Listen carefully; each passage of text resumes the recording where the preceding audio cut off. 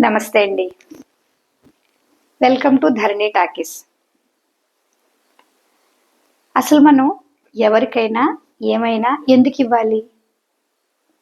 వాళ్ళు మనకి ఉపయోగపడతారని ఇవ్వాలా? మనం వాళ్ళ దగ్గర నుంచి ఏదైనా తీసుకోవచ్చు కాబట్టి ఇవ్వాలా? వాళ్ళు సంపాదించుకుంటున్నారు కదా కాస్తో కూస్తో, వాళ్ళకి మనం ఎందుకు ఇవ్వాలి అన్న ప్రశ్న చాలా మందికి వస్తూ ఉంటుంది. ఏ కారణం వల్ల కానివ్వచ్చండి. మనకి ఎప్పుడైనా అవసరమైనప్పుడు, మనకెవరు సహాయం చేయడానికి ముందుకు రానప్పుడు మనం జనరల్గా మనుషులం కదా, నాకు మనం కష్టాల్లో ఉన్నప్పుడు మనకెవరు సహాయం చేయలేదు, వీళ్ళెవరు ముందుకు రాలేదు, మనం ఎవరికి ఏమి చేయక్కర్లేదులే అనుకుంటూ ఉంటారు. మనం ఇందులో ఒక విషయం గ్రహించాలండి. ఎవరు ఇవ్వగలం? అసలు ఇవ్వగలగడంలో ఉన్న అర్థం ఏమిటి? ఇవ్వగలగటము అంటే నీ దగ్గర ఉండగలగటం. ముందు ఎవరు ఇవ్వగలరు? ఉన్నవాళ్ళు ఇవ్వగలరు. ఏది ఉన్నవాళ్ళు ఇవ్వగలరు? ఇవ్వాలన్న మనసు కలిగిన వాళ్ళు, జాలి దయ కల మనసు కలిగిన వాళ్ళు, ప్రేమ గల స్వభావం కలిగిన వాళ్ళే ఇవ్వగలరండి. మనిషికి అంటే మనిషి అనే కాదు, ప్రాణంతో ఉన్న ప్రతి జీవికి కూడా పక్క మనిషి దగ్గర నుంచి, పక్క జీవి దగ్గర నుంచి ప్రేమ, అనురాగం, భద్రత ఇలాంటివి కావాలి. మనకి అంత అందంగా మనం పెరగడానికి, ఎదగడానికి సమాజం చాలా రూపాలుగా మనకి సహాయపడుతూ ఉంటుంది. ఒక్కో సమాజం మనకి గౌరవం ఇస్తుంది, ఒక చోట మనకి మన జీవితం, కుటుంబం వెళ్ళడానికి కావాల్సిన ఆదాయాన్ని ఇస్తుంది. మనం ఏ వ్యక్తి కూడా ఒకళ్ళకొకళ్ళు ఉండిపోలేం కదా. అంతమంది అన్ని రకాలుగా ప్రత్యక్షంగానో పరోక్షంగానో మనకి సహాయపడితే ఈవేళ ఇక్కడ ఉన్నామని మనం గుర్తుపెట్టుకోవాలి. ఎందుకంటే మంచితనాన్ని గుర్తుపెట్టుకుంటంలోనే ఆనందం ఉంటుంది. ఇంకా ఇప్పుడు ఇవ్వడం, ఉన్నదే ఇవ్వగలగటం అన్నాం కదా. ఉండడం ఏదైనా కానివచ్చు. ఎదుటి వ్యక్తికి ఆపద సహాయపడేది కూడా ఇవ్వండి. వరదలో కొట్టుకెళ్ళిపోతున్నారు, చిన్న కర్ర ముక్క ఇవ్వడం అది సహాయమే. ప్రతి వారికి డబ్బు ఇవ్వమనే అనట్లేదు. డబ్బు మాత్రమే అందరి అవసరాలని తీర్చలేదండి. డబ్బు అసలు అవసరాలు తీర్చేసి ఆనందాలు ఇచ్చేస్తూ ఉంటే అసలు మనుషులు అందరం పక్క మనిషితో కాకుండా డబ్బుతోటే ఉండేవాళ్ళం కదా.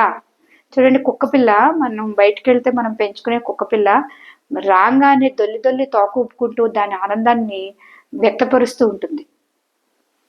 అది మనకి ఇచ్చే ప్రేమ, మనం దానికి చూపించే ఇష్టం కదా. ఇవ్వటం అన్నది ఏ రూపంలోనైనా ఉండొచ్చు. ఎవరు ఇవ్వగలరు? జాలి హృదయం కలవాళ్ళు ఇవ్వగలరు. ఇవ్వటం వెనకాల మనకి కర్మ సిద్ధాంతం, అంటే మనం ఏ రిలీజియన్, బుద్ధిజం చూసుకోండి, హిందూయిజం చూసుకోండి, ఎవరైనా కూడా ఇవ్వటం వెనకాల ఒక కథ చెప్తారు, ఒక విషయం చెప్తారు. ఏమిటంటే, ఇవ్వడం అంటే నీ దగ్గరున్న దాని మీద బంధాన్ని వదులుకొని ఇంకొకరికి ఇచ్చేయటం. వదులుకోవడాన్ని ప్రాక్టీస్ చేయడం అంటే ఇచ్చేయగలగటం. నువ్వు ఇవ్వగలగటం అంటే అది నీ నుంచి ఇంకొకరికి వెళ్ళిపోతుంది కదా. అలా ఇవ్వగలగటాన్ని, ఈవేళ నువ్వు ఇది ఇవ్వగలిగితే ఏదైనా ఇవ్వగలిగాం అంటే దేన్నైనా, ఎవరి అవసరాలకైనా మన దగ్గర నుంచి బాధపడకుండా ఇవ్వగలగటం. ఆ ఇవ్వగలగటం వల్లండి దేంట్లోనూ రాని, ఎందులోనూ లేని అద్భుతమైన ఆనందం ఉంది. అదే రియల్ హ్యాపీనెస్ అనమాట.